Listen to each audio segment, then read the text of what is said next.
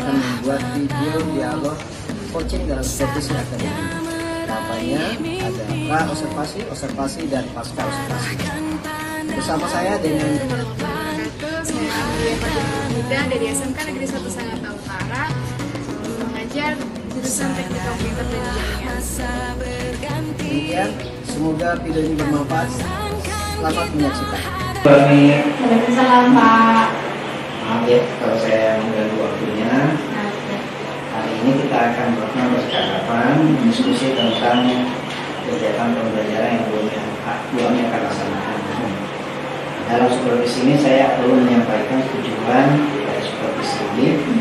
Pertama itu saya akan melihat proses pembelajaran yang sudah berjalan seperti apa. Kemudian nanti kita melakukan evaluasi itu pembelajarannya. Kemudian yang kedua kita lakukan tujuannya supaya nanti Bu Ami ada persiapan sebelum saya melakukan supervisi, sehingga Bu Ami bisa dengan tenang, nyaman mengikuti proses supervisi ini. Baik, saya akan bertanya tentang tujuan pembelajaran yang akan Bu Ami laksanakan. Kalau bisa disampaikan kan tujuannya seperti apa? Terima kasih kesempatannya, Pak Mus. Ya. Di sini saya kebetulan mengajar teknologi jaringan berbasis luas atau WAN di kelas 11 TKJ. Yang mana di sini tujuan pembelajaran yang pertama yaitu setelah melaksanakan proses pembelajaran dan menggali informasi melalui penjelasan guru dan diskusi kelompok, peserta didik mampu yang pertama menentukan persyaratan WAN dengan benar, yang kedua menguraikan spesifikasi WAN dengan tepat. Yang kedua, setelah melaksanakan proses pembelajaran melalui penjelasan guru dan praktik, peserta didik dapat yang pertama membuat desain awal jaringan WAN menggunakan aplikasi simulator jaringan, dan yang kedua mempresentasikan hasil desain WAN menggunakan aplikasi simulator jaringan. Jadi seperti itu tujuan pembelajaran. Kira-kira nanti area pengembangannya seperti apa?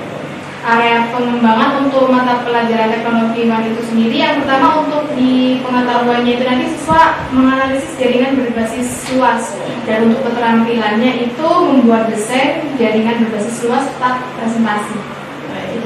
Untuk rancangan pembelajarannya seperti apa? Untuk rancangan pembelajaran yang telah saya buat di sini, saya menggunakan strateginya pembelajaran berdiferensiasi, lalu model pembelajarannya saya menggunakan project based learning, yang mana di pembelajaran saya siapkan sebuah modul yang mana nanti anak-anak akan bekerja sesuai dengan modul yang di dalamnya terdapat SOP juga. Lalu untuk metodenya di sini ada diskusi kelompok, tanya jawab, dan presentasi. Kemudian media pembelajaran. Media pembelajaran yang di pelajaran Bu Ami nanti apa ya? Media pembelajaran yang pertama jelas KKP-JGR, saya menggunakan modul praktek. Ya. Lalu yang kedua saya juga menggunakan laptop. Laptop memang di dalamnya sudah wajib terinstall aplikasi simulator jaringan itu tadi. Lalu yang kedua ada slide presentasi untuk sebagai pengantar awal pembelajaran. Lalu saya support juga dengan video tutorial, dimana ketika itu nanti di pembelajaran diferensiasi saya mensupport anak-anak yang memang gaya belajar visual, jadi anaknya lebih suka melihat tutorial gambar atau mungkin step-stepnya berupa gambar, dan itu juga bisa support anak-anak yang auditori yang mana dia lebih senang mendengarkan. Jadi video tutorial itu nanti memang sudah saya siapkan untuk mensupport anak-anak yang gaya belajarnya berbeda dengan yang modul tadi. Kalau modul kan biasanya anak-anak kadang yang visual sudah bisa, tapi yang auditori dia kurang paham. Nah, terima kasih informasi yang diberikan ke saya terkait dengan tujuan, kemudian area, dan strategi pembelajarannya sudah disampaikan jelas ke saya. Nah, ini saya menanyakan waktunya. Kira-kira kapan ya? Waktu pelaksanaan supervisi di mata pelajaran saya ya besok hari Selasa itu saya mengajar teknologi WAN di kelas 11 TKJ. Jika memang Pak Mustari berkenan untuk melaksanakan supervisi besok bisa. Jam keberapa itu? jam pertama sampai jam ke-6. Jam pertama sampai jam ke-6. Boleh silakan. Saya perlu menginformasikan terkait dengan kegiatan kita, bahwa kegiatan kita ini diawali dengan pra-observasi, kemudian nanti saya akan melakukan observasi dan melakukan supervisi di kelasnya Bu Ami. Nanti tahap terakhir adalah kegiatan pasca observasi, di mana nanti ada guru pengajar praktek saya yang akan mendampingi saya dalam proses pasca observasi. Nah, kira-kira ini pertanyaan terakhir. Dari percakapan kita ya tadi ini, kira-kira apa yang Ibu Ami dapatkan yang mungkin Ibu bisa simpulkan, atau mungkin ada hal-hal yang baru yang Ibu Ami dapatkan dari percakapan kita? Untuk hal-hal yang saya dapat dari percakapan ini, nanti berarti kan akan ada supervisi Pak ya? Iya. Nah, karena Bapak juga sudah menyampaikan hal tersebut kepada saya, jadi paling tidak besok saya bisa prepare untuk memanfaatkan waktu yang sudah mungkin kita sepakati. Jadi untuk kegiatan pembelajarannya saya bisa fokuskan anak-anak untuk kegiatan yang memang bisa dilaksanakan, bisa supervisi dari mungkin praktek untuk 1 jamnya, 1 jam untuk diskusi, 1 jam untuk presentasi. Mungkin lebih ke prepare persiapan pembelajarannya sih Pak. Terima kasih Bu Ami atas penjelasannya. Saya kira yang sudah belum sampaikan sudah sangat jelas terkait dengan waktunya. Insya Allah besok ya Selasa jam pertama sampai jam 6 saya akan bersedia untuk melakukan supervisi untuk pembelajaran kami. Dan tetap semangat Bu ya, tidak perlu tegang, tidak perlu santai saja. Di sini saya hanya melihat saja kita ini. Semoga untuk besok, kegiatan besok supervisinya bisa berjalan. Kami tetap semangat bersama ya. Baik, saya ini. Assalamualaikum warahmatullahi wabarakatuh. Waalaikumsalam warahmatullahi wabarakatuh.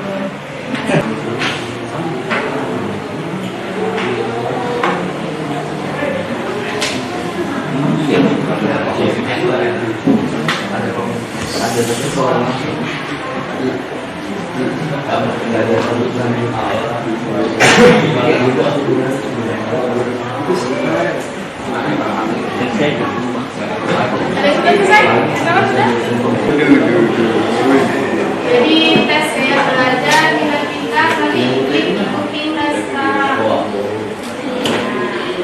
nanti ikuti step-stepnya.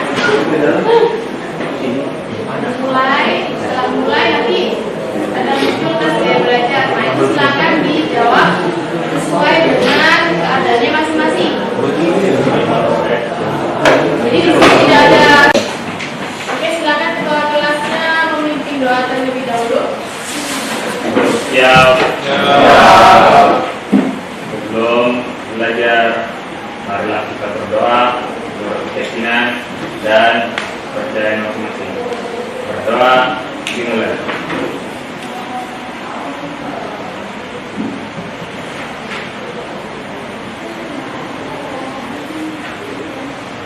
Berdoa selesai.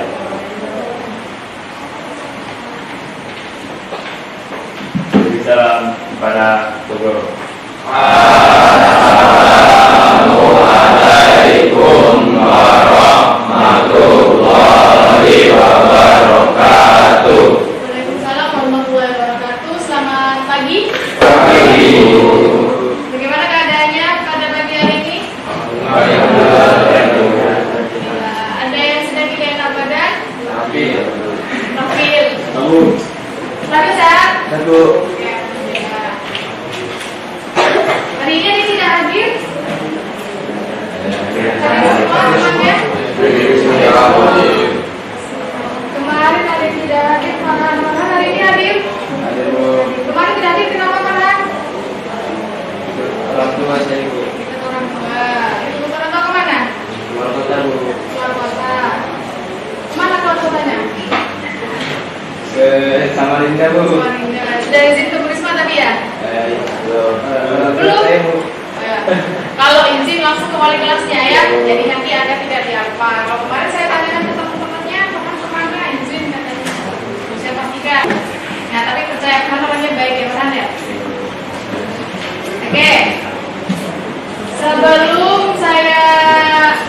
mulai ke praktikum untuk teknologi hari ini, saya mau tanya dulu, kemarin kita sempat belajar tentang apa?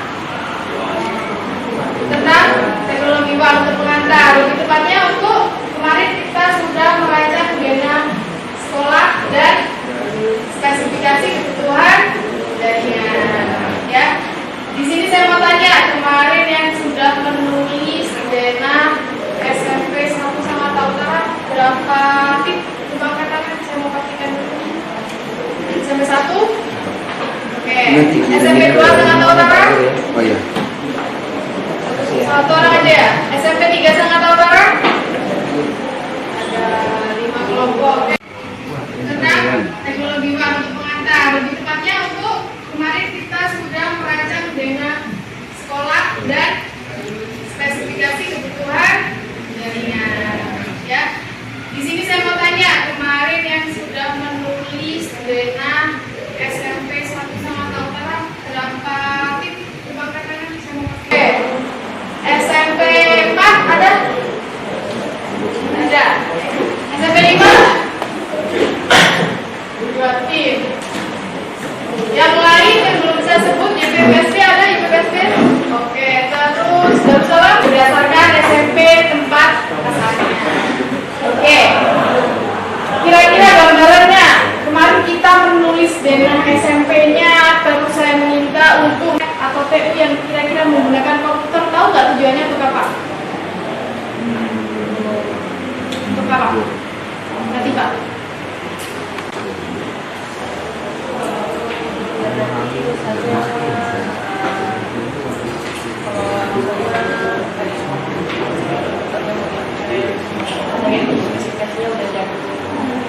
Untuk upgrade perangkat ya, beli perangkat baru, oke, menyesuaikan dengan tempatnya. Oke, dalam sebuah jaringan kita perlu survei dulu. Kita harus tahu lokasi mana, lokasi seperti apa yang akan kita rancang jaringannya. Contoh tadi disampaikan oleh Latifah, jumlah komputernya 30. Nah, dengan jumlah 30 untuk lab komputer, jumlah komputernya 30. Nah, kira-kira dengan kebutuhan seperti itu apa saja yang kita perlukan? Yang pertama, tadi pasti beberapa tabel kebutuhan ada yang sudah mencatat untuk untuk kabelnya berapa meter, mungkin switchnya butuh berapa ya, itu baru ke perangkatnya. Jadi kita hari ini akan mencoba untuk mendesain yang merancang kebutuhan jaringan sekaligus denahnya yang bertujuan untuk ketika nanti diimplementasikan untuk real ya, kita tahu nih jaringan yang akan kita rancang itu kebutuhannya seperti apa, dan itu pasti tiap tim berbeda-beda. Pengecualian untuk yang satu sekolah ya mungkin akan ada penitipan, tapi tetap Tabel. oh tabel. Oke, sorry. Tadi sebenarnya kabel. Kabelnya kenapa? Kemarin kabelnya sudah diukur kebutuhannya. Oke, sekarang silakan laptopnya digunakan untuk merancang tabel, boleh merancang denahnya, boleh ya. Kalau nggak bisa pakai laptop, boleh pakai HP. Tadi kelompoknya diskusi ya, bisa pakai Canva juga. Yang lain kalau misalkan mau tanya-tanya boleh. Silakan dimanfaatkan media pembelajaran yang sudah ada ya. Di sini nanti akan saya support juga untuk siswa yang gaya belajarnya visual maupun auditori ya. Di sini saya kirim di grup. Di situ ada link YouTube tentang tabel kebutuhan jaringan yang bisa kalian contoh ya. Itu ada audionya untuk mensupport yang memang gaya belajarnya auditori. Kalau yang estetik nanti akan saya dampingi keliling secara bergantian untuk memastikan bahwa pekerjaannya sudah jalan ya. Nanti kalau ada sesuatu yang perlu ditanyakan, silakan ditanyakan. Kalau sementara belum ada, silakan dilanjutkan progres sesuai dengan kelompok.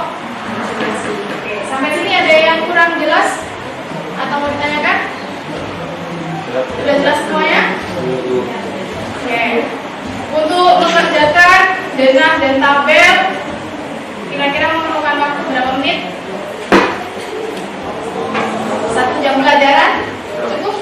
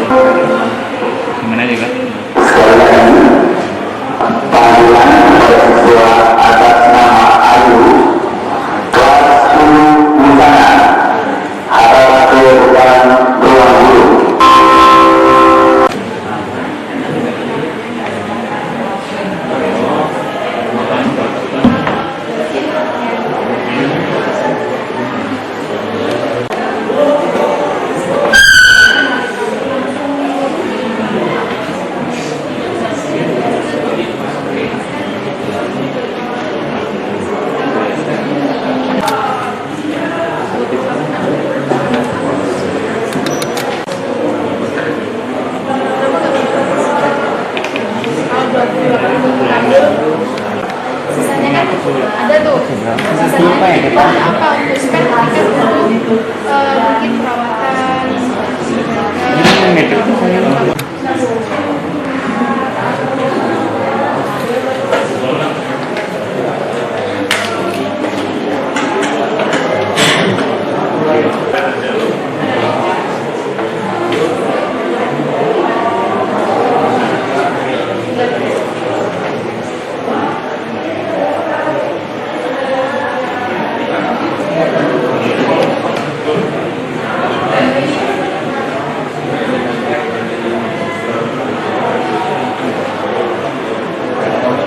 prakteknya sudah semua ya.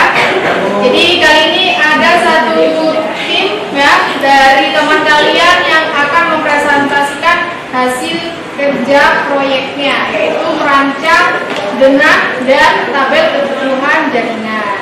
Oke, silakan kelompoknya Latifah, Hendrawan, Afifah, Fideina, Syarul sama Abi. Ya, silakan maju ke depan. Assalamualaikum warahmatullahi wabarakatuh. Kami dari kelompok 2 ini mempresentasikan tentang kebutuhan jaringan di sekolah SMP IT Darussalam. Ya, pertama-tama kita akan membahas tujuan untuk merancang kebutuhan jaringan itu apa sih? Jadi, tujuan untuk merancang kebutuhan jaringan pada sebuah organisasi atau instansi adalah untuk menciptakan struktur jaringan yang efisien dan sesuai dengan kebutuhan organisasi atau instansi tersebut. Hal ini mencakup seperti kabel, komputer yang sudah kita buat kemarin, sambil mempertimbangkan faktor biayanya. Dengan demikian, perancangan jaringan ini dapat membantu organisasi atau instansi tersebut dalam menjalankan operasinya dengan lancar dan mengoptimalkan Sekolah SMP Darussalam switch-nya kami mengambil di daerah itu ada sekolah switch-nya. Misi saya ingin bertanya, Ya, silakan. mohon maaf, saya ingin bertanya kenapa stop kontak di SMP IT Darussalam itu tertulis spesifikasinya 100 watt. Jelaskan secara detail, terima kasih. Watt. Jadi kita kan cuma merancang, sedangkan Untuk Fitri, pertanyaannya bagus sekali, nanya stop kontak. Itu memang sesuatu hal yang basic ya, yang mendasar juga, selain beberapa alat dan kebutuhan yang sudah tertera. Jadi di sini memang sebetulnya untuk di pertemuan selanjutnya kita akan survei real di lapangan. Nah, tapi sebelum kita survei real di lapangan, kita harus tahu dulu nih gambarannya ketika nanti kita mau merancang sebuah jaringan tuh apa-apa aja sih yang dibutuhkan, kita tahu dulu, tahu gambarannya. Kan nggak mungkin gitu tiba-tiba saya terus survei datang ke SMP nih, terus yang mereka nggak tahu mau ngapain, ya kan bingung mau ngapain. Nah, jadi kenapa kita di sini belajar dulu merancang gambaran kasarnya seperti apa, kebutuhannya seperti apa. Karena nanti ketika kita langsung survei ke lapangan, nah kita tahu dan kita bisa cross check memastikan, Pak, ini kalau stop kontaknya 1 stop nih memang digunakan nggak Pak di sini, atau mungkin untuk switchnya kita butuhnya 1 unit aja cukup tak Pak, atau mungkin perlu ditambahkan. Nah, dari situ kita tinggal cross check. Kalau memang disesuaikan di lapangan ternyata kok kurang pas, ya berarti kita bisa edit lagi, kita bisa ubah lagi. Jadi seperti itu ya. Saya mau bertanya, mengukur kabelnya bagaimana? Kabelnya per kelas dulu. ya per kelas 10 meter kan buat menyambungkan ke switch-nya. Itu kami hitung kira-kira 10 meter dari switch ke TV. Ya, dari kelompok 2, makasih telah mendengarkan. Assalamualaikum warahmatullahi wabarakatuh. Warahmatullahi wabarakatuh. Berita atas presentasi yang disampaikan oleh kelompok 2, Hendrawan, Latifah, Afifah, Lani, Charlizam, dan Abi, ya betul sekali. Jadi seperti itu ya, kita melakukan perancangan kebutuhan, kita merancang denah. Itu artinya ketika kita mau membuat atau membangun sebuah jaringan, kita bisa mengimplementasikan sebuah jaringan itu dari rancangan yang sudah kita buat. Nah, sebetulnya satu tahapan yang perlu kita lakukan ya di sini, yaitu survei. Nanti kita akan survei langsung ya ke lapangan, kita cek ya bagaimana keadaan di SMP. Oke, baik. Siapa yang bisa menyampaikan kesimpulan yang bisa kita petik dari pembelajaran hari ini? Oke, silakan, Andika. Kesimpulan yang kita dapat hari ini adalah merancang kebutuhan jaringan yang akan diimplementasikan di SMP asal kita, dan kebetulan asal SMP kami yaitu SMP 1 Sangsa Selatan. Oke, bagus sekali yang disampaikan. Andika, tepuk tangan untuk Andika. Ya, di hari Kamis, di hari Kamis nanti kita akan agendakan untuk survei lapangan ya. Tapi sebelum survei lapangan di sini nanti kalian harus menunggu surat izin ya, surat izin untuk keluar ke tempat survei ya. Jadi sebelum ada surat izin kalian jangan ada yang keluar ya. Oke, cukup sekian yang bisa saya sampaikan. Kurang lebihnya mohon maaf ya sebesar-besarnya. Semoga kita senantiasa diberikan kesehatan ya, kita diberikan kesempatan untuk terus belajar, dan semoga sedikit yang bisa kita pelajari hari ini bisa bermanfaat untuk kita ke depannya. Silakan ketua kelasnya memimpin doa. Mengakhiri kegiatan belajar pada pagi hari ini, marilah kita berdoa menurut keyakinan dan kepercayaan masing-masing.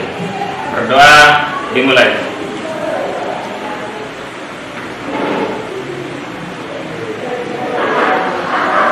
Assalamualaikum warahmatullahi wabarakatuh.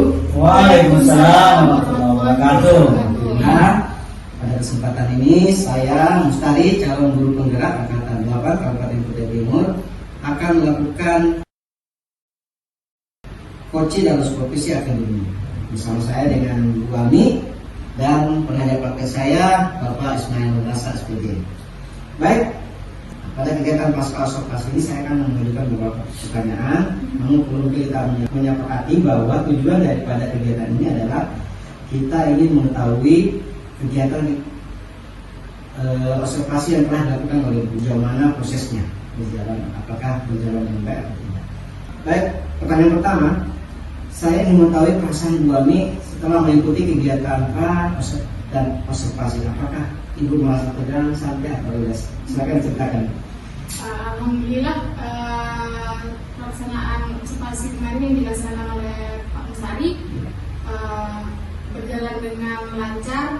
Kalau dibilang tegang sebenarnya enggak Pak. Ya. Jadi karena memang sudah tugasnya mengajar di kelas, saya sudah terbiasa seperti itu. Jadi mungkin kalau ada guru masuk atau mungkin observer yang ikut di dalam kelas, ya, itu mungkin akan ya menambah rasa senang gitu karena ada yang mengawasi. Jadi nanti bisa juga kan bisa sharing karena tahu dari hasil observasi saya kurangnya di mana, jadi bisa memberikan masukan juga. Jadi ya senang, relax aja seperti biasa.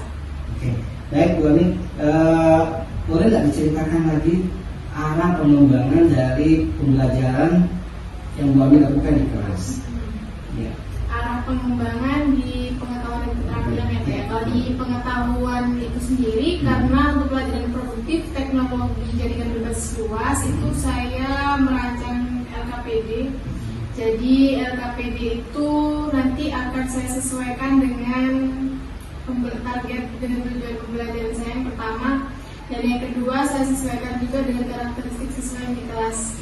Jadi di pertemuan pertama itu saya memang ada tes untuk gaya belajar, yang mana ada 3 hasil gaya belajar yang dominan dimiliki oleh anak-anak. Yang pertama ada gaya belajar auditori, ada gaya belajar visual, dan ada kinestetik. Nah dari LKPD tersebut yang sudah saya rancang memang sudah saya sesuaikan dengan gaya belajar tadi.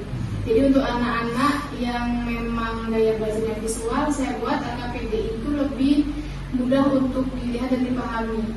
Nah untuk mensupport anak-anak yang memiliki gaya belajar auditori, saya siapkan juga tutorial yang ada audionya. Jadi langkah-langkahnya step-stepnya sudah ada videonya. Lalu untuk kinestetik itu sendiri, biasanya karena anak-anak sukanya langsung praktek, jadi saya kasih contoh. Saya mengerjakan step 1, anak-anak mengikuti. Jadi itu untuk yang LKPD tadi. Itu arahnya juga untuk pengembangan keterampilannya. Jadi anak-anak praktek mengikuti LKPD yang di dalamnya ada step-step praktikumnya. Jadi untuk keterampilannya bisa di backup di situ. Jadi bisa langsung mensupport pengetahuan sekaligus koordinasi. Kalau di pengetahuan tadi saya juga harus memberikan arahan, memberikan instruksi. Nah, untuk keterampilannya anak-anak melihat dari modul pelajaran yang sudah saya share. Jadi seperti itu. Baik, Bu Ami, saya tidak luar biasa sekali apa yang telah Bu Ami lakukan, melakukan pembelajaran dengan pendekatan berdiferensiasi ya, mencoba untuk mengikuti gaya belajar dari guru kita ya. Dari sisi pengetahuannya tadi, penekanannya penggunaan kepada LKS atau KPD ya, gaya belajarnya, termasuk juga penguatan di kegiatan KKU-nya atau sisi keterampilan dia. Kira-kira dari arah pengembangan tadi yang telah Bu Ami coba melakukan di kelas, ada hambatan atau ada kekurangan? Kalau hambatan mungkin ada sedikit.